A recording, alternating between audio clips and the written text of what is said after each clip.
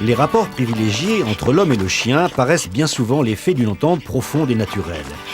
Mais cette connivence ne peut s'élaborer sans une connaissance parfaite du monde chien, trop souvent assimilé au nôtre. Le chien évolue dans un univers de perception sensorielle qui lui est propre et qui explique son comportement. Parfois, nous tirons avantage de l'acuité de ses dons. Le plus souvent, nous nous posons des questions. Comment le chien voit-il? Le chien a-t-il du goût? Pourquoi se reniflent-ils tous l'arrière-train? Pourquoi certains de leurs sens sont-ils plus développés que les nôtres? Essayons d'expliquer la façon dont s'exercent les sens de cet être si différent afin de mieux gérer la relation que nous avons avec lui.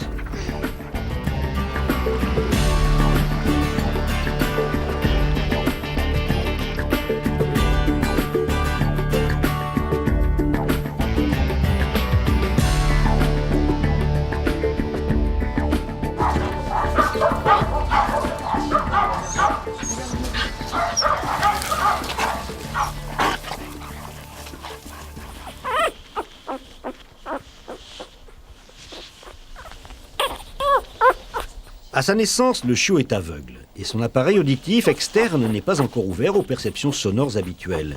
Mais bien que peu développés, ses organes sensoriels sont là. Dans le monde aquatique du fœtus, des premières stimulations leur ont permis de mûrir, en particulier le toucher et l'olfacto-gustation.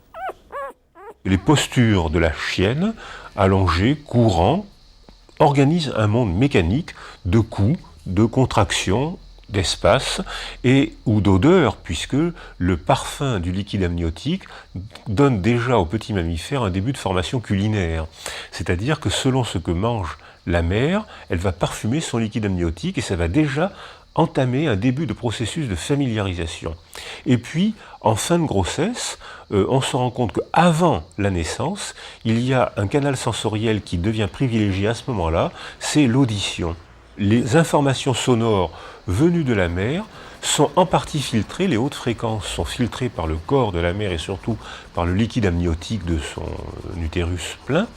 Et les hautes fréquences sont filtrées, mais en revanche les basses fréquences sont très très bien transmises et sont transmises comme un toucher qui viennent toucher l'oreille interne du petit et qui viennent vibrer sur sa bouche et sur sa tête, comme lorsqu'on met un diapason. Et après la naissance, il y a donc un déménagement écologique. Il va passer du monde aquatique au monde aérien, et là il va avoir à renouer des liens, puisque l'audition n'a plus la même forme, l'olfaction et la gustation n'ont plus la même forme, il va donc avoir à apprendre un nouveau monde sensoriel. Mais déjà, il y a un début de mémoire, il y a un début de trace cérébrale, et dans son monde, il ne s'attache pas à n'importe quel objet, il commence déjà à privilégier un objet partiel qui est sa mère, c'est-à-dire la mère à ce stade du développement du chiot, c'est surtout déjà une odeur, c'est l'odeur d'une mamelle plutôt que d'une autre, il familiarise cette mamelle-là, c'est surtout une vocalité, il la reconnaît parmi d'autres vocalités,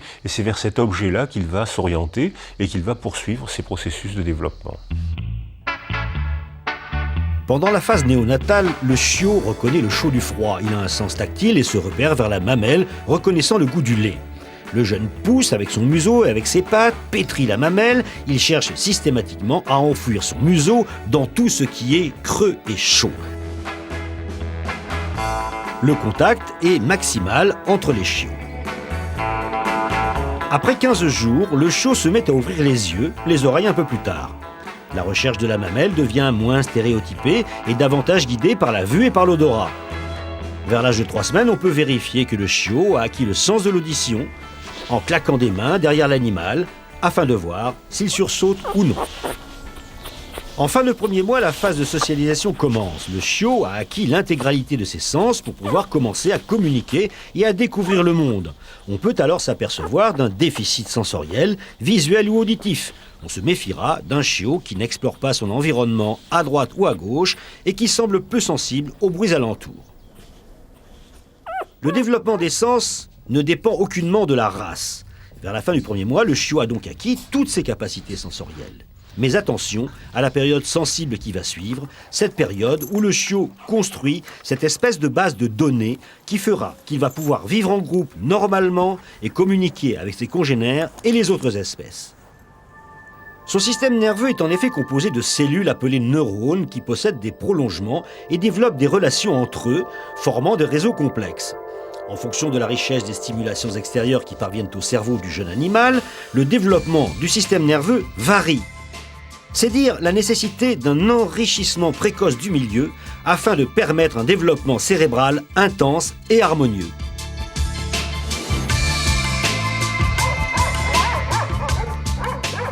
Or, il arrive malheureusement que le chiot grandisse dans des conditions d'une extrême monotonie sensorielle. On a souvent pointé du doigt certains élevages modernes comparables à des élevages en batterie. Les chiots ont grandi dans des endroits clos et n'ont pas reçu les stimulations dont ils avaient besoin. Ces chiots entrent dans des états dépressifs, ils peuvent rester prostrés dans un coin, être effrayés par le moindre bruit ou objet de la vie courante et par-dessus tout, devenir agressifs. Ils sont atteints du syndrome dit de privation sensorielle. On peut les guérir, mais le pronostic est bien souvent lié à l'âge. Après 6 mois, certains aspects du psychisme de l'animal restent définitivement inadaptés. Isabelle Vieira, vétérinaire comportementaliste, est particulièrement sensible à ce problème. Elle a créé l'école du chiot. Alors voilà le film que j'ai développé et que j'ai réalisé à usage donc des propriétaires d'animaux, des propriétaires de chiots qui viennent d'en acquérir un ou qui vont en acquérir un et qui sont intéressés par, je dirais, le fonctionnement du chiot. En effet, on observe que les propriétaires, finalement, que ce soit leur premier chien ou pas, on va dire qu'ils n'achètent pas un chiot avec le mode d'emploi. Donc ils ont besoin bien souvent qu'on leur explique comment ça fonctionne. Première leçon. On a vu que le chien se construisait très tôt un univers sensoriel dans l'utérus. Étant capable de capter les émotions manifestées par la mère devant les stimulations extérieures, certains fœtus par exemple vont se recroqueviller dès lors que la mère manifeste de la peur. D'où l'intérêt de caresser le ventre des mères en attente et de les faire vivre dans un confort psychologique, de manière à ce que les chiots ne vivent pas leur premier stress avant de voir le jour. Lorsque vient sa naissance, le chien a besoin d'un lien pour survivre. En premier lieu, sa mère. Les stratégies du vivant sont très différentes selon les espèces. Chez les insectes, chez les poissons, il y a une manière de vivre qui est centrée sur le nombre. Il faut 1 million d'alevins pour faire un adulte. Parce que comme la fécondation a lieu dans l'eau, dans le monde externe, les ovules se dispersent, les spermatozoïdes se dispersent, ils se rencontrent et beaucoup d'ovules sont fécondés, mais un seul donnera un adulte. Or, c'est pas du tout ce qui se passe dès qu'apparaît le sein. Dès qu'apparaît le monde des mammifères, il faut un lien parce que la mère donne le sein à 1, 2, 3, 4 petits et que c'est le lien qui assure la survie et non plus le nombre. Donc à ce moment-là, l'attachement doit se tisser pour permettre aux petits de poursuivre tous ces développements. Tout comme l'homme, le chien a donc besoin d'un autre pour devenir lui-même. Et si cet autre vient à manquer, le chiot s'autocentre et ses manifestations comportementales s'altèrent. La présence de la mère est indispensable pour réguler les apprentissages. Elle est un point de repère apaisant pour sa progéniture, elle les lèche, les mord, les retourne, les rejette, leur grogne dessus et régule leur fougue naturelle. Il est indispensable de respecter l'accomplissement de ces séquences pour permettre aux jeunes l'acquisition d'un répertoire comportemental qui favorisera son insertion dans la vie sociale. L'attitude pratique, il me semble idéalement, c'est qu'une mère démarre bien son chiot, par les tuteurs de développement de la naissance, et ça aucun être humain ne pourra faire aussi bien qu'une mère chienne, que le chien soit bien stabilisé dans ses empreintes de façon à pouvoir reconnaître plus tard la femelle de son espèce et s'orienter vers elle, et à ce moment-là, pouvoir être adopté par un être humain et poursuivre son développement dans un milieu humain, puisque c'est là que la plupart des chiens aujourd'hui ont à vivre. C'est vers l'âge de 2 mois que le chiot va être progressivement chassé par sa mère. C'est un rite de passage obligé, atavique. Le lien d'attachement se déplace aussitôt vers l'humain. À celui-ci de plonger l'animal dans un environnement suffisamment haut en couleurs et en sensations, fait de stimulations douces et variées.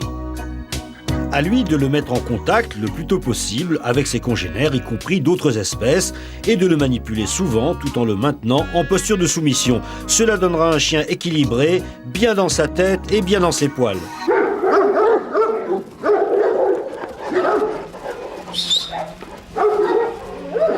Le chien est devenu adulte. Comme chez l'homme, ses organes sensoriels vont lui permettre de percevoir le monde extérieur et de répondre aux multiples informations qu'il reçoit. Un regard tendre que l'on coule à ceux de l'autre côté de la grille, quelques clignements de paupières pleins de sensualité, bon nombre d'expressions passent dans les yeux d'un chien. Mais que voit un chien ?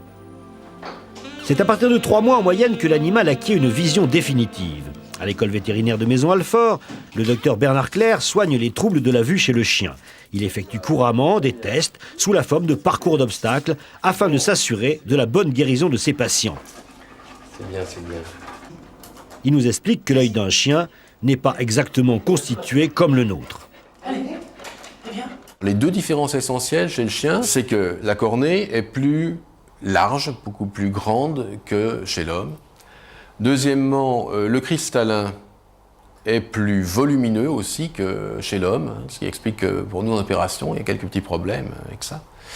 Et puis, enfin, dans sa rétine, qui est construite à peu près de la même façon que celle de l'homme, on a un équipement de sensibilité à la lumière, de cellules photosensibles, les cellules qui permettent le recueil des images, qui est différent de celui de l'homme, c'est-à-dire que chez l'homme, on a beaucoup, et une zone particulièrement précise pour les cônes, les cellules de la vision très précises, qui permettent de lire le journal, et il y a également des bâtonnets qui permettent une vision qui est une vision de moins bonne qualité. Et chez le chien, on a une vision qui est à dominante bâtonnet. On n'a pas, comme chez l'homme, une zone ici qui est équipée de cellules très précises, les cônes. Il y a des cônes, mais ils sont répartis sur la surface et surtout, il y en a beaucoup moins que chez l'homme. Et oui, le chien a une vue globalement plus mauvaise que l'homme, et s'il reçoit plus de lumière que nous la nuit, la qualité de cette vision n'en reste pas moins médiocre. Mais qu'en est-il des couleurs ? Ce sont ces fameuses cellules appelées cônes qui permettent de les identifier.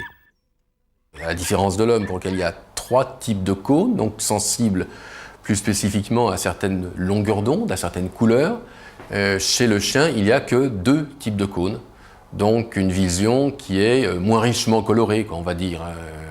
Alors on peut dire, ils ne voient pas bien le rouge, mais ils ont des cônes qui permettent de voir le vert avec un maximum d'intensité peut-être, et puis le bleu, mais ils n'ont pas 2 types de cônes et il leur manque donc ce qu'on appelle les cônes rouges si on veut. Donc une vision qui est beaucoup moins colorée que la nôtre. On a dit à tort que le chien voyait en noir et blanc. Son univers visuel baigne simplement dans une gamme de nuances moins riche que la nôtre. Inutile cependant de latifer de lunettes qui lui rendraient la vue plus perçante, sous les conseils d'un ophtalmologue averti. Cela ne l'embarrasse nullement. Le chien est un prédateur. Chez lui, le détail importe peu, une silhouette est identifiée globalement, ce qui explique pourquoi certains chiens ne reconnaissent pas tout de suite leur maître qui serait habillé de façon inhabituelle. L'important pour lui, c'est la vision du mouvement, la vision des formes dans leur ensemble. Il est avant tout sensible à ce qui se déplace. Chez certaines races, le sens de la vue peut même nous paraître très secondaire. C'est pourtant bien grâce à sa vue que le berger de brie garde les troupeaux, malgré la toison qui lui couvre les yeux. Alors, comment vérifier que son chien n'a pas de problème ? Il y a des petits tests pour savoir si sa vision est correcte. Tout d'abord, la vision, le regard du chien. Le regard, c'est un échange quand même, donc ça on peut se rendre compte, mais ça peut être trompeur. Et puis il y a des tests qui sont plus objectifs, qui sont donc ceux qu'on va faire maintenant avec le clignement à la menace. Voilà le test. On prévient le chien qu'on va faire un geste d'agression et puis on recommence à distance. Ça c'est vraiment le test très très classique. Donc il se demande ce qui lui arrive un petit peu, mais on fait ça et puis on recommence à distance. On voit bien qu'à ce moment-là, il ferme les paupières, ce qui veut dire qu'il a vu. Un autre test qu'on peut faire qui est très simple, c'est d'utiliser une petite boule de coton.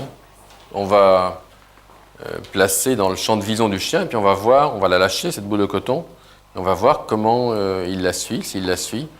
La première difficulté, c'est d'attirer son attention parce qu'il n'est pas très intéressé par ça. Donc là, on va l'appeler. Voilà. Et donc, on se rend compte que là, il suit le mouvement. Spontanément, un chien évoluant dans la nature patrouille, furette, explore le terrain, fouine un peu partout, jusqu'à ce que quelque chose se mette à bouger. L'important pour lui est d'être stimulé par un mouvement. Bonjour. Les chiens qui réagissent aux images de télévision sont rares, étant donné leur faible perception du détail. Mais ils existent. Témoin cette chienne épagnole qui perçoit parfaitement son congénère passé dans la lucarne. Les animaux qui réagissent à ces images de la télévision vont pouvoir anticiper en fonction des musiques particulières qui lancent l'émission, mais également, ils n'ont pas encore la reconnaissance de la fausseté de l'objet ou de l'aspect virtuel de l'objet. Ils ont conscience d'un objet qui bouge, et bien sûr, si l'objet disparaît de l'écran, ils vont aller voir à côté. Ou si l'objet part vers l'arrière, ils vont aller voir derrière. Si l'oiseau s'envole, ils vont aller voir au-dessus de l'écran. Et donc, ils n'ont pas encore cette capacité de percevoir la virtualité de l'objet. L'objet est réel pour eux. Il est réel, il est dans une boîte, mais il est réel. Il n'est pas atteignable, il est réel, comme s'il était derrière une vitre. Et donc, pour la conscience ou le degré d'intelligence, ces animaux-là sont beaucoup plus intelligents que ceux qui sont indifférents. Ils montrent une plus grande vigilance, ils montrent une plus grande capacité sensorielle, ils montrent une plus grande capacité de reconnaissance d'objets. Ils ne montrent pas encore la reconnaissance de la virtualité. Le champ de vision du chien diffère de celui de l'homme. L'homme a une vision binoculaire plus étendue et un angle de vision réduit. La position plus latérale des yeux de l'animal diminue sa vision stéréoscopique, celle qui fait voir le relief, mais augmente son champ visuel. Cela dépend aussi des races, entre les faces plates et les chiens à long museau. La morphologie est très importante pour le type de vision. Et les chiens, comme les lévriers, ont les yeux placés latéralement, c'est-à-dire qu'ils ont un très grand champ de vision, ce qui leur permet d'explorer leur environnement et de se rendre compte, puisque leurs yeux sont sensibles au mouvement, s'il y a une proie qui se déplace dans leur champ de vision. Alors que des chiens qui ont une face plus plate, qui sont brévilignes, comme le boxer, comme le bulldog, enfin ce sont des exemples peut-être un peu extrêmes, ont des yeux qui, du fait de leur morphologie, sont placés beaucoup plus devant eux. Ils ont plus de vision a priori binoculaire et ils ont un champ de vision qui est réduit par rapport à ces autres races qui ont les yeux latéraux. Donc il y a vraiment chez le chien une variation considérable en fonction du type du chien. Faisant appel à la vision de ses congénères et de son maître, le chien exécute des postures qui lui permettent de faire passer un message. Ainsi, le chien va-t-il apprendre très tôt à remuer la queue. C'est sans doute le premier signal de communication visuelle qui se développe chez lui. Certains l'ont même comparé au sourire du bébé. Il témoigne d'un certain bien-être et d'un appel au jeu. Les postures s'avèrent avoir une véritable fonction sociale. En l'absence de langage verbal, tous les mouvements du corps prennent de l'importance. La position de la queue, des oreilles, le poil plus ou moins hérissé, le retroussement des babines, les pattes antérieures au sol renseignent et sont autant d'éléments d'information sur l'état émotionnel, de vigilance ou d'appel au jeu. Un chien qui aurait été privé de contact avec ses congénères peut devenir dangereux par manque de savoir communiquer, car il n'aura pas pu développer de bonnes habiletés sociales. De même, la vue va permettre au chien de comprendre certains ordres que lui lance le maître. Parmi les canaux de communication qu'on va utiliser avec un chien, il existe un canal très important qui est donc tout ce qui est à base de gestuelle, d'attitude et de posture.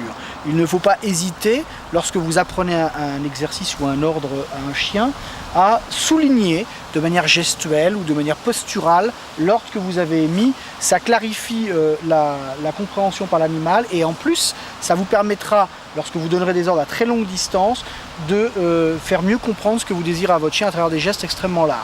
Mike, viens au pied bébé, c'est bien. C'est bien. Donc là, on peut taper sur ses genoux, assis. Voilà, je vais mettre le doigt ou la main comme ceci. Pour lui, c'est extrêmement clair, donc il le fera. Même s'il voit pas très bien, il est très loin, il verra ce geste-là qui est assez ample et il le fera. Pour le coucher, par exemple, on va faire un geste comme ceci. Voilà. Et par exemple, vous lui demandez de se mettre en décubitus, pamphélomore, pour habituer le chien toujours à se mettre sur le côté comme ça, être en soumission, on pourra également faire ça. Et vous avez remarqué que je n'ai pas souligné avec un ordre verbal, je l'ai fait uniquement avec le geste. Le simple regard du chien signifie lui aussi beaucoup de choses. Il est souvent plus expressif que celui d'un homme.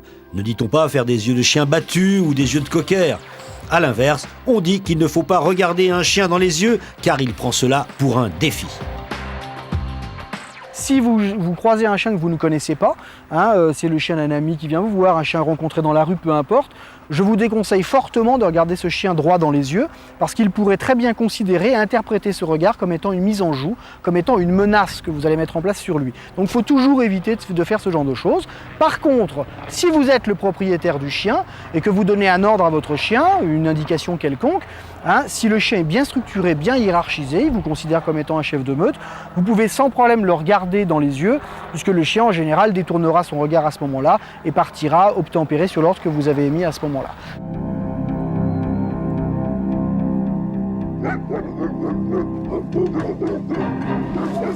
Les messages qui passent par le canal de l'audition sont émis sous forme de vocalises. Leur importance varie selon les races, mais on peut mettre en avant les chiens courants, chez qui on retrouve la totalité des vocalises avec leur fonction importante pour la prédation. Le husky, plus proche du loup, lance par ses hurlements un signal de ralliement propre aux animaux de meute. Le chien affine progressivement son registre vocal, mais la vocalise est le plus souvent utilisée pour souligner la coloration affective d'une situation. Grognement dans les situations de menace ou de peur, plainte lorsqu'il s'agit de douleur, jappement dans un contexte agréable, aboiement dans une situation d'alerte. Ces différents échanges vocaux correspondent-ils à un véritable langage ? Il est difficile de se prononcer. On sait seulement que certaines races aboient plus que d'autres. Les chiens très réactifs, comme les terriers ou les chiens de berger, ont tendance à aboyer davantage que leurs congénères beaucoup plus placides ou débonnaires. Le chien possède une acuité auditive largement supérieure à la nôtre, pauvres humains.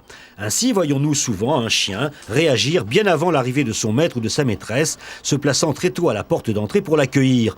On prend souvent cela pour une sorte de sixième sens. En fait, le chien a entendu et identifié l'approche de la personne parmi d'autres bruits bien avant nous. L'audition, c'est pas le sens numéro 1 chez le chien. On sait que l'ouïe n'est que 2 fois plus importante chez le chien par rapport à l'homme. Donc les différences ne sont pas si importantes que cela. Par ailleurs, là où les différences sont plus nettes, c'est dans la gamme des fréquences sonores. Et donc ceci va se situer au niveau des éléments récepteurs de la cochlée, donc dans cet élément en colimaçon au sein de ce qu'on appelle l'oreille interne, où nous avons plus de récepteurs sensibles à des hautes fréquences. On sait par exemple que le chien est capable d'entendre des fréquences 2,5 fois plus élevées que la plus élevée des fréquences sonores perceptibles par l'oreille humaine. Et ceci explique aussi, du fait de la présence de ces récepteurs sensibles à de hautes fréquences, que le chien soit sensible à des ultrasons, ce qui n'est pas le cas de l'homme. Grâce à leur faculté de se mouvoir indépendamment l'une de l'autre, les oreilles du chien sont de remarquables preneuses de sons. Leur pavillon auditif, plus mobilisable que le nôtre, leur permet de l'orienter dans l'espace et de capter ainsi les différents sons qui leur parviennent avec plus de précision. Non seulement le chien entend mieux, mais la discrimination des sons et la localisation de leurs sources sont elles aussi excellentes. La morphologie du pavillon auditif peut présenter des différences en fonction des races. On dit que les chiens aux oreilles tombantes ont des capacités d'audition légèrement moindres que ceux aux oreilles droites. Mais ceci n'a pas été prouvé. Le fond génétique est le même et les chiens naissent avec la même ouïe, quelle que soit la race. Le dressage et l'éducation feront la différence. Chez le chien, l'intonation de la voix a souvent bien plus d'importance que les mots prononcés. Faire revenir son chien, par exemple, n'est pas si facile. Le rappel, il ne faut pas les mettre n'importe comment. Le rappel, il faut les mettre de manière sympathique, ludique et affective, d'accord ? Il n'est pas question de rappeler son chien durement, en ayant des attitudes d'opposition ou de dominance sur le chien, en étant très très dur. Bien au contraire, vous allez avoir des postures d'invitation, vous allez vous accroupir, vous allez taper dans vos mains, et vous allez appeler votre chien extrêmement gentiment. Et vous allez continuer de manifester tant que le chien ne sera pas revenu à vous. Je vous montre. Dites-y, Mike, allez, viens bébé, Mike, viens au pied. Joli, c'est bien le bébé. Et on continue à encourager jusqu'au retour du chien. Mike, viens au pied bébé, couché. Dites-y, viens au pied ma fille, couché. Pas bouger. Et quand le chien est revenu, vous le mettez comme ça en couché ou en assis, vous flattez bien vos chiens et vous les relancez au jeu pour qu'ils n'associent pas que le rappel égale forcément travail. Allez, go! Allez, va jouer! Allez, on y va, les bébés! Go, go, go, go, go! Lorsque votre chien n'est pas forcément très bien obéissant, il n'a pas été parfaitement bien éduqué, et votre chien peut éventuellement essayer de refuser de revenir au rappel. Alors l'erreur à ne pas commettre, c'est de continuer à rappeler son chien. Parce que si vous continuez à rappeler votre chien vous entendra, il sera occupé avec un chien, une odeur, peu importe, au loin, mais il sera rassuré parce qu'il entendra votre voix, et il saura que vous n'êtes pas parti, donc il continuera à faire l'idiot avec le copain, ou à continuer à sentir des odeurs à droite à gauche. Si votre chien, à un moment donné, ne vous entend plus, parce que vous avez disparu derrière un arbre, vous avez arrêté de l'appeler, votre chien va s'inquiéter au bout de quelques secondes, ou au bout de quelques minutes éventuellement, et là il essaiera de vous rechercher rapidement, parce que, donc, pour obéir à l'attraction sociale, le côté grégaire du chien, qui essaye toujours de retrouver son maître. S'il y a une petite puce. Le chien aime la caresse et le contact. Bien que moins important, son sens tactile existe et les récepteurs sont répartis sur tout le corps. Certaines zones sont plus spécialisées. Alors, cette sensibilité périphérique va porter sur effectivement le sens tactile, donc la capacité de reconnaître des objets en posant la patte dessus. Cela concerne aussi la sensibilité au chaud, au froid, ainsi que la sensibilité douloureuse. Tous ces sens sont bien sûr développés chez l'animal, ils lui permettent d'interagir avec le milieu extérieur. Donc ce sont des éléments importants. On peut ajouter que certaines structures sont plus développées pour le sens tactile, c'est ce qu'on appelle les vibrisses. Ce sont ces poils très riches en récepteurs situés dans la région de la face, au niveau du menton, du museau, ainsi qu'au niveau des sourcils, et qui sont donc très sensibles à des vibrations de l'air ambiant, ou voire même permettre un sens tactile très fin en identifiant des objets rien qu'en s'approchant et en touchant avec les vibrisses. En plus des signaux visuels, c'est le toucher qui lui permet de ne pas s'écarter des règles fondamentales hiérarchiques de la meute. Les chiens vivent entre eux un système relationnel où chacun a sa place. L'organisation hiérarchique s'articule, entre autres, autour de la gestion des contacts. C'est le dominant qui chevauche et qui monte sur le dominé, c'est le dominant qui va flairer et qui va rentrer en contact avec son congénère. Un dominé ne se frotte pas à un dominant n'importe comment. Le léchage est ainsi une marque caractéristique d'apaisement. Monique Bourdin, vétérinaire comportementaliste. Quand les petits sont chiots, quand ils veulent réclamer de la nourriture, en particulier réclamer la régurgitation de la part de la mère, ils vont tirer sur les babines. C'est un comportement élémentaire qui permet la survie du chiot. Et ce comportement élémentaire est transformé plus tard en ce qu'on appelle un rituel de communication. C'est-à-dire que lorsque le chien sera adulte, va rencontrer un autre chien, s'il va lui lécher, lui tirer sur les babines ou le lécher toute la région, par exemple du cou, etc., ça veut dire qu'il y va avec des postures d'apaisement, qui demandent la soumission, et ça doit absolument désamorcer la colère du dominant s'il a envie de se bagarrer. Lorsqu'un chien saute sur son maître, ou fait mine de chevaucher sa jambe, ou bien se frotte pour demander une caresse, ce n'est pas seulement par affection. Il assoit sa position hiérarchique dans le foyer. Et pour le maître, répondre à cette demande de contact, c'est se soumettre et accepter la position dominante du chien. Certains chiens ont peur de la main de l'homme, mordent dès qu'on veut les toucher. Les vétérinaires sont les premiers concernés par le problème, eux qui doivent les manipuler à longueur de journée. Là encore, l'éducation se fait dès le plus jeune âge. Les caresses ont une valeur structurante. Le fait de le caresser sur la tête et donc d'être corporellement au-dessus du chien. Donc là, on est en position de dominance. Si on veut insister, on va se mettre comme ça. C'est-à-dire que là, on ne va pas mimer un chevauchement, mais presque. Et le chien, on le tient, on le contraint en même temps qu'on le caresse. Il n'a pas le choix, il est en position de soumission.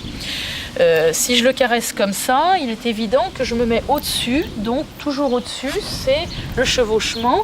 De la même manière qu'au plan visuel, qui doit accompagner le plan tactile, je regarde la croupe, je vais avoir un chien qui plus facilement va adopter une position de soumission, comme on l'a là, ou qui va en tout cas s'asseoir, voire même se coucher dans certains cas.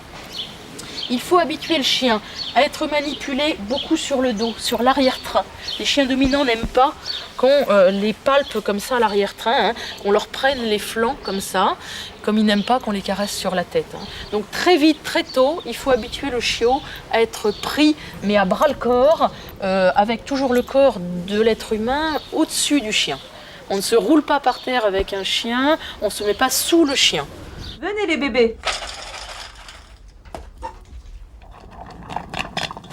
Le chien a besoin d'être convenablement nourri, mais a-t-il du goût? Fait-il vraiment la différence entre les aliments en conserve et la pâtée préparée avec amour par sa maîtresse? On peut tout partager avec quelqu'un. Toutes ces douceurs et sucreries pour chiens qu'on peut trouver dans les étalages de certains magasins spécialisés correspondent-elles à une réalité gastronomique? Quand on voit notre animal ronger un os douteux ou s'adonner à la coprophagie.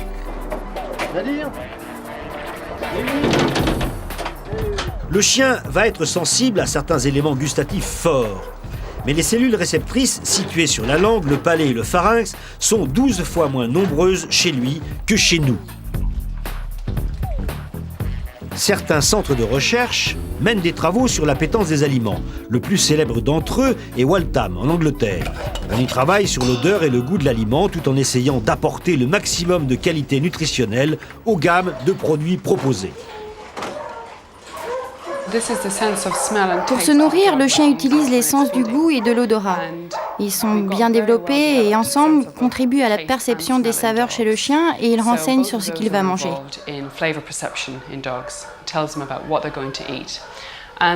Les deux systèmes sont séparés mais ils travaillent étroitement ensemble. La perception des saveurs est faible s'il n'y a que l'un ou l'autre en fonction. Mais le chien combine les deux. Le cerveau enregistre le message et il perçoit alors que c'est la nourriture qu'il mange, ce qu'il est bon à manger. Salé, sucré, est-ce important pour lui? Ses perceptions sont-elles les mêmes que les nôtres? Elles sont très semblables. On peut parler à la base de 4 récepteurs du goût chez le chien, comme chez l'homme. Ils perçoivent le sucré, le salé, l'aigre et l'amer, comme nous. Mais ce n'est pas si simple. Il y a en réalité 4 groupes de nerfs récepteurs qui sont attribués à 4 réceptions de goût. Mais à la perception des saveurs, ils vont être stimulés pour fonctionner à 2 vitesses. Une vitesse rapide, une vitesse lente.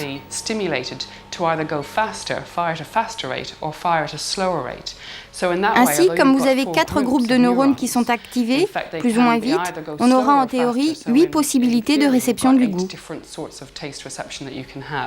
En réalité, nous en avons identifié 6.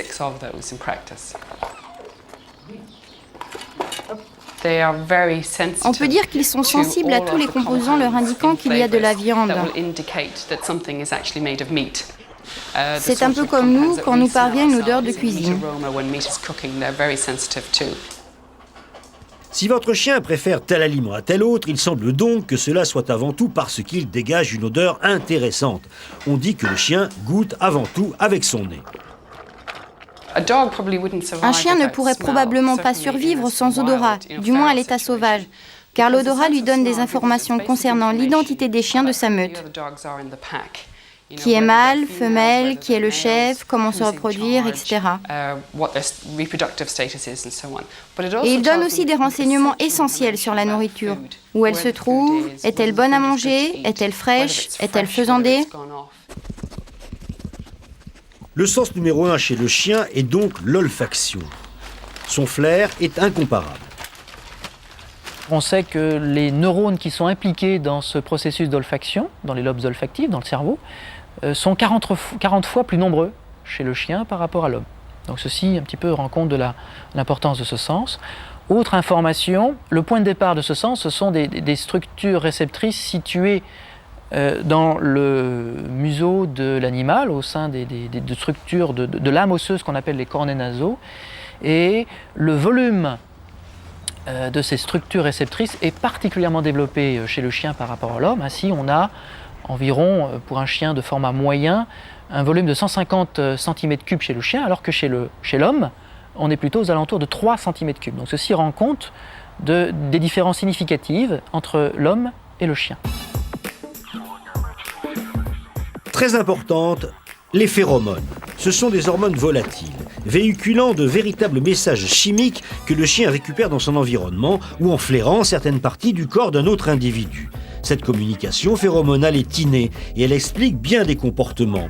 Ainsi, lorsqu'un chien sent ou veut préciser certaines odeurs à caractère sexuel, cela déclenche chez lui un comportement très particulier appelé le flehmen. Il retrousse les babines, entrouvre la gueule comme s'il haletait et a des petits mouvements de la langue. C'est parce que les phéromones sont captés par un appareil nerveux séparé, le système voméronasal situé au-dessus du palais.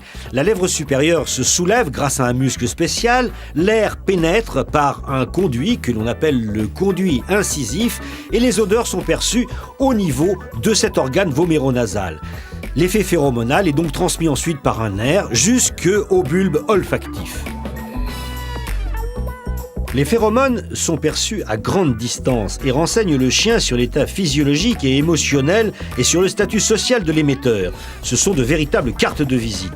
C'est pourquoi certaines zones particulièrement fournies en informations sont systématiquement explorées lors de contacts entre chiens.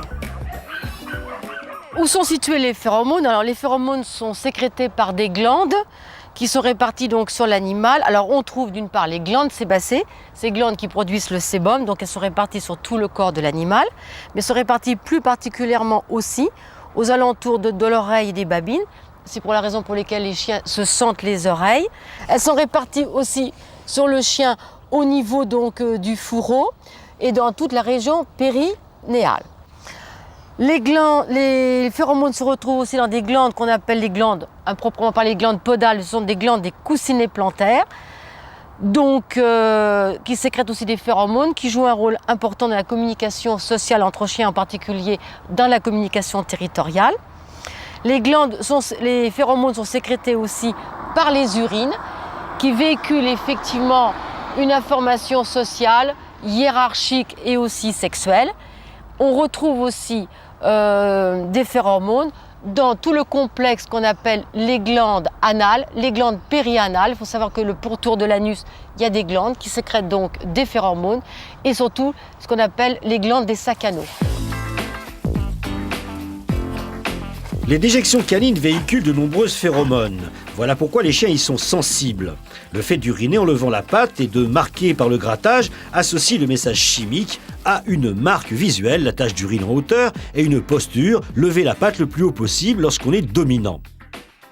Lorsque vous promenez votre chien en ville, il renifle partout, dépose son urine à tel ou tel endroit. En fait, il s'informe et il informe. C'est sa façon à lui de lire le journal. La communication phéromonale se fait surtout entre chiens, mais l'homme sécrétant lui aussi de telles hormones, celles-ci renseignent tout aussi bien l'animal. Le chien arrive à décoder les phéromones de peur chez l'homme et surtout arrive à décoder parfaitement, faire la différence entre un homme, une femme. Il fait parfaitement la différence entre un enfant et une femme, une femme pubère.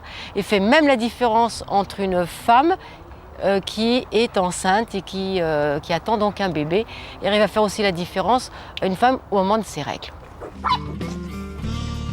Sans jeu de mots, l'extrême supériorité du sens olfactif du chien par rapport à l'homme entraîne parfois des malentendus. Ainsi, quand votre chien se met à détruire consciencieusement votre intérieur en votre absence, grignotant vos chaussures par exemple ou bien le mobilier, ne croyez pas qu'il cherche à se venger. Anxieux, il essaie de vous chercher dans chacun des objets familiers et il essaie de retrouver votre odeur, votre présence. Malgré tout, certains comportements liés à l'odorat restent mystérieux.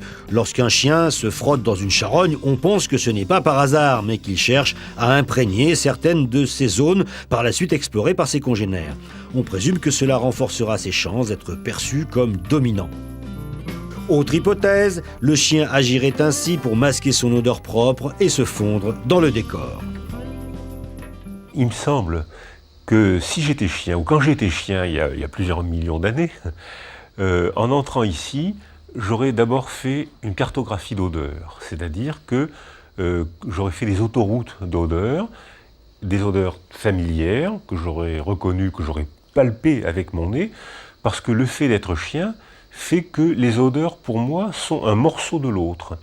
C'est-à-dire que si le maître laisse sa trace olfactive en s'asseyant sur une chaise ou avec ses pieds, pour le chien, c'est un échantillon de l'autre. Il perçoit son maître comme un morceau de son maître qui est présent, qui est là.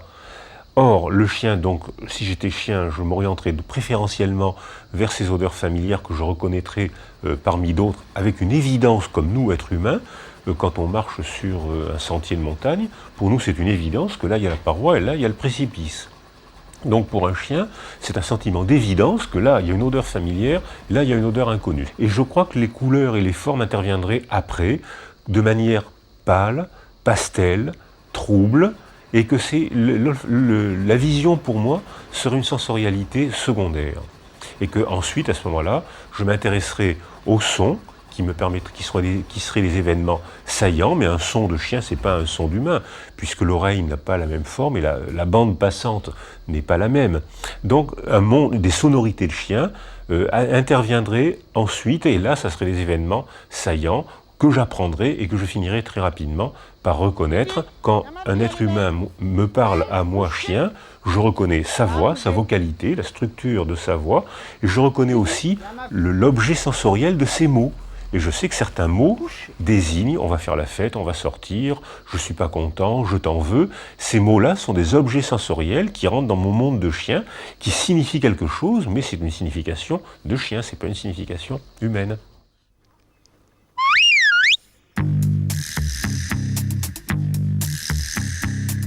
Depuis la nuit des temps, le chien est le compagnon utile de l'homme. Tour à tour chasseur, gardien, berger, il en est devenu l'ami et partage souvent sa solitude. L'être humain s'est vite aperçu que c'était avant tout avec son nez que le chien était le plus performant. On connaît les chiens d'utilité spécialement éduqués pour rechercher de la drogue, des explosifs ou des personnes disparues. Dans le cas des chiens d'avalanche, c'est la chaleur corporelle de la victime qui, favorisant l'exhalaison des informations olfactives, alerte le chien. Gilbert Guével dresse les chiens de pistage depuis 15 ans. Le chien, il a une puissance dans le nez qu'il faut développer au maximum. C'est un sens qui est très développé chez lui, mais dans la vie de tous les jours, il s'en sert, mais sans plus. Donc par l'intermédiaire du pistage, on lui apprend vraiment à développer ce sens au maximum. Et le chien déjà tout petit, quand il a 8-10 jours, quand il cherche sa mère à 15 jours, si la mère se déplace, le chien il cherche au nez, il cherche la mamelle de sa mère, il la cherche au nez. Donc c'est simplement un instinct qu'on développe un peu plus que sur un chien de tout le monde, quoi. Allez, on y va. Viens. Allez, on cherche.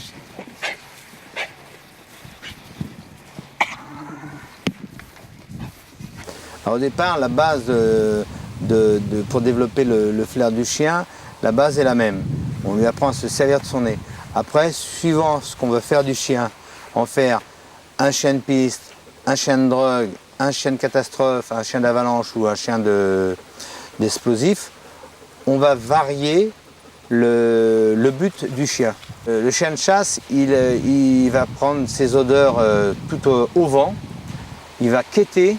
C'est-à-dire que sur une grande pièce, sur un grand labour, le chien il va faire une quête de droite à gauche, mais le chien de piste, au contraire, on l'oblige à prendre dès le départ de prendre une référence de piste, une référence d'odeur. Que le chien de chasse, il quête et dans sa quête, il va trouver sa référence. Écoute Bruno, comme la valise vient d'une provenance sensible, on va faire appel au maître chien, je crois. Tu cherches, bien, tu cherches. Précision, on ne drogue pas un chien pour qu'il en trouve, contrairement aux idées reçues. Le dressage est un conditionnement dans lequel on associe le fait d'avoir trouvé la drogue avec la possibilité de jouer. Tous les chiens, a priori, sont capables d'aider l'homme grâce à leur flair, à commencer par certaines races auxquelles on ne s'attendait pas, comme ce caniche. C'est bien le chien. Quant à la chasse, les chiens sont plus particulièrement propres à s'acquitter d'une tâche et travailler sur un type de terrain. Toutefois, leur caractéristique commune est d'allier la même faculté d'apprentissage et d'obéissance à un flair incomparable. L'odorat des chiens de chasse, est différente selon les races. Les races de chiens d'arrêt, dont le travail, eux, consiste d'abord à trouver un gibier, des oiseaux, en l'occurrence, à trouver donc des oiseaux qui sont dans la végétation, des oiseaux coureurs, piéteurs, qui sont au sol. Donc bat son terrain le plus rapidement et le plus loin possible, bat une grande superficie de terrain, et dès qu'il détecte l'émanation du gibier, l'odeur du gibier, il remonte vers cette émanation pour localiser le gibier le plus vite possible et arrête. C'est-à-dire qu'en fait, son nez lui permet de situer très exactement l'endroit où se trouve l'oiseau, pour s'en approcher le plus vite possible et le plus près possible, de façon à le fixer au sol, parce que l'arrêt n'est pas seulement une indication du gibier, mais un acte dominateur qui cloue le gibier au sol. Alors la pointère a arrêté en prenant l'émanation donc du gibier, à peine elle l'a pris, elle a claqué un arrêt tout de suite, très pointère. Ensuite, depuis le temps qu'elle est à l'arrêt, elle cherche à localiser au mieux, donc elle a levé le nez pour prendre le plus loin possible le vent. Chut, arrête. Et maintenant, depuis le temps que ça dure, elle cherche à s'approcher un peu. Quand à la braque de Weimar, elle est arrivée, Ndy, et elle a vu de l'autre, elle s'est servie de sa vue pour détecter le gibier. C'est-à-dire, elle a vu le chien à l'arrêt et elle s'est arrêtée également. Elle a dit, il y a du gibier si l'autre est à l'arrêt. Outre les chiens d'arrêt, nous avons des chiens qui servent leur nez à la fois pour prendre des émanations directes et à la fois pour pister au sol. Au sol ou tout simplement sur les odeurs laissées par les animaux qui se déplacent dans la végétation. C'est-à-dire qu'ils vont s'appuyer là sur les odeurs laissées dans une herbe humide, sur une herbe humide ou le long de branches, enfin, etc. Quand les animaux se déplacent, ils laissent toujours des odeurs. Alors par exemple, c'est le cas des chiens faits pour retrouver, les retrievers, tels que ce labrador ici. Et à ce moment-là, ils vont pister parce qu'ils sont faits avant tout pour retrouver les animaux blessés. C'est-à-dire qu'ils sont capables de courir, les animaux piéteurs blessés, qui peuvent courir très loin et très vite. Donc ils vont s'appuyer sur la piste de ces oiseaux pour les retrouver et les rapporter, d'où leur nom.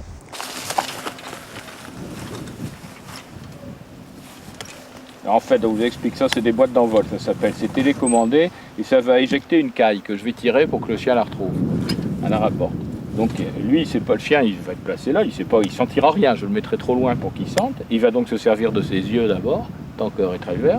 Il va regarder partir l'oiseau s'il le voit, pan, tirer, il va regarder où ça tombe, je vais l'envoyer chercher, il faut savoir, il sert de son nez pour retrouver. Donc on voit bien, il faut suivre le travail du chien jusqu'au bout, si vous voulez, si c'est possible. Ça dépend de l'endroit où tombe la caille.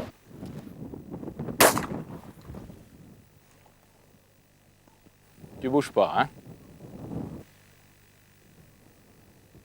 Va chercher. Allez.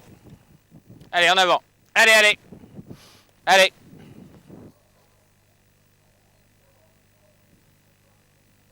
Donc là, la chienne s'est servie d'abord de ses yeux pour aller à peu près jusqu'au point de chute. Et comme le point de chute lui est camouflé, viens ici, et ici.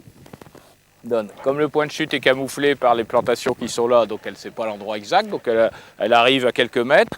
Et là, elle commence à chercher en battant le terrain et en branchant son nez. Jusque-là, le nez n'est pas branché, on le voit bien. Et après, elle bat son terrain. Comme elle ne retrouve pas pile l'oiseau, elle cherche. Elle ne le trouve pas devant, elle le trouve en arrière. C'est bon, elle a été un peu plus loin, il fallait.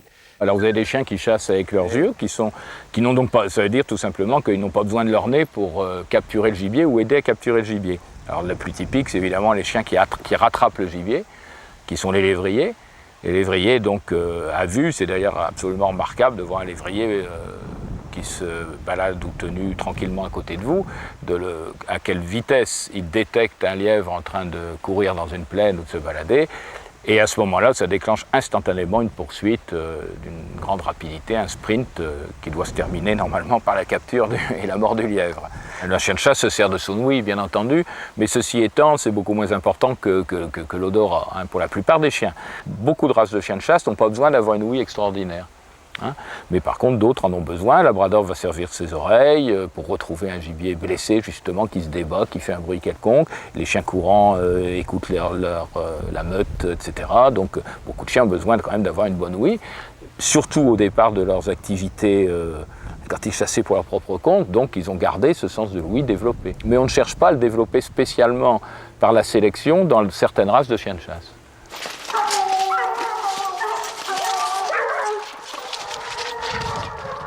Certains chiens de chasse, tels que les chiens courants, émettent des vocalises afin de renseigner leurs congénères et les chasseurs, appelés veneurs.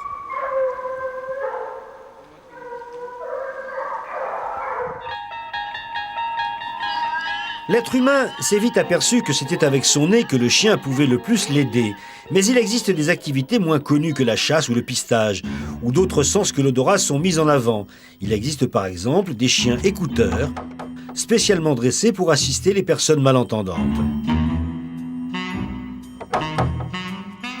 Nous, avec nos chiens, on a réussi à faire la vie d'un sourd beaucoup plus agréable et beaucoup plus calme.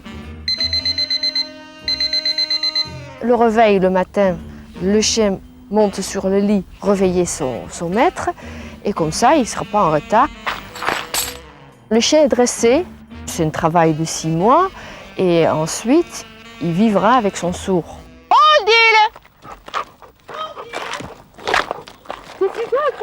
C'est quand même agréable d'avoir un animal qui est présent, proche, quoi, très proche. Et donc les deux jouent quand même aussi, hein, le côté affectif et le côté utilitaire. Les sens sont donc à la base de la relation entre le chien et nous, mais aucun d'entre eux ne serait mis en mouvement sans l'émotion. Les sens vont bien évidemment dépendre de l'humeur de l'animal. À l'heure où l'on trouve presque normal que le chien nous aide ou nous défende, on peut se demander s'il ne serait pas doté d'un sens que nous autres, les hommes, n'avons pas assez, un 6e sens, celui de l'altruisme. On a décrit les 5 sens classiques. On devrait décrire le sens de la douleur en plus, on devrait décrire le sens de la capacité de se retrouver en fonction de l'axe nord-sud, on devrait décrire toute une série de sens et on montrait facilement à 8, 9 ou 10 sens. Ça fait partie de l'inexploré et l'altruisme devient quelque chose de scientifiquement intéressant parce que on a développé sur les sens du chien des choses extraordinaires actuellement. On développe des chiens qui prévoient les crises d'épilepsie de leurs propriétaires. On développe des chiens qui essayent de détecter les mélanomes sur les propriétaires. Et ça vient d'une anecdote et un chien qui brusquement se mettait à sauter sur sa propriétaire dans son dos et ce chien ne faisait jamais ça. Et puis, à force de faire ça plusieurs jours de suite, elle s'est demandé mais pourquoi est-ce qu'il saute à cet endroit-là? Elle s'est retournée, elle a regardé, elle avait une tache noire, un mélanome qui a pu être enlevé à temps. Donc pourquoi est-ce que le chien brusquement se met à faire ce type de comportement? Bien sûr, c'est probablement un sens olfactif qui vient là, puisque le mélanome est caché. La seule perception que le chien peut en avoir, c'est une perception olfactive ou un 6e sens, quel qu'il soit. Mais pourquoi le fait-il? Quel est son intérêt personnel là-dedans? Il n'y a pas d'intérêt personnel. Il s'agit manifestement d'un phénomène d'altruisme. Et donc, si on peut combiner recherche sensorielle particulière et altruisme, on peut avoir des chiens d'aide d'une compétence extraordinaire.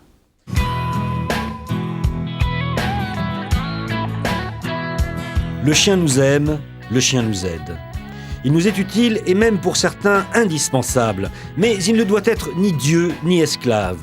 Pour son bien-être et le nôtre, nous devons le comprendre.